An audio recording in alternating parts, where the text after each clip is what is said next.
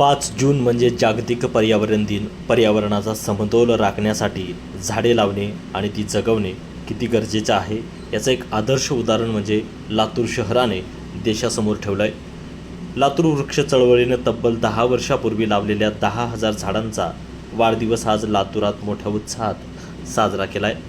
लातूर वृक्ष चळवळीने 5 जून ते 15 जुलै 2016 या काळात लातूर शहरात सुमारे 10,000 झाडे लावली होती. केवळ झाडे लावून ही चळवळ थांबली नाही, तर अत्यंत प्रेमाने आणि जबाबदारीने ही सर्व झाडे जगवण्यात आली.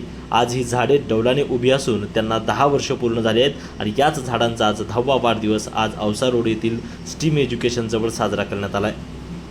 चळवळीद्वारे 1 जून 2016 ते 15 जुलै 2016 मध्ये लातूर शहरात 52 संस्थांच्या मदतीने लातूर शहर मनपाच्या सहकार्याने 10,000 झाडांचं रोपण करण्यात आलं होतं. त्या झाडांचा वाढदिवस आज पर्यावरण दिनादिवशी, आता हा 10,000 झाडांचा 10वा वाढदिवस आहे.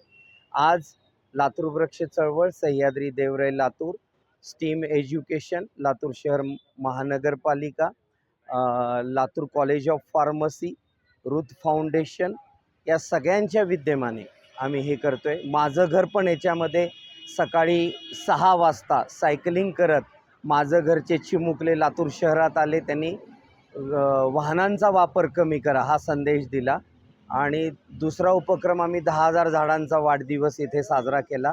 आता लहान चिमुकल्यांची दिंडी आम्ही काढतो आहे.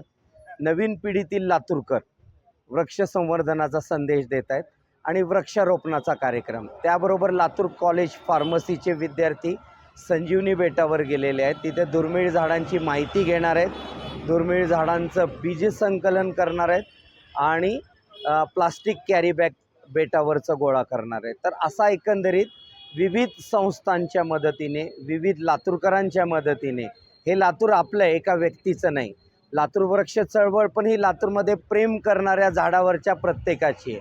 ही कोणा एकाची बांधील नाही. तर असा पर्यावरण दिनानिमित्त एक आव्हान आहे.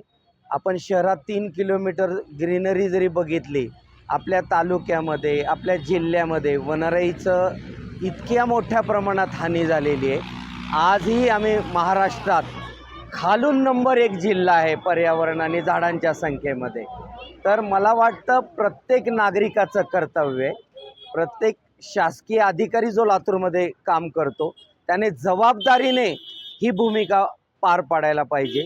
इव्हेंटसारखे कार्यक्रम घेण्यापेक्षा जबाबदारीने शालेय स्तरावर, महाविद्यालय स्तरावर, व्यापारी संघटनाच्या स्तरावर आजूबाजूचे गावं दत्तक घ्यायला पाहिजे प्रत्येक संस्थेने.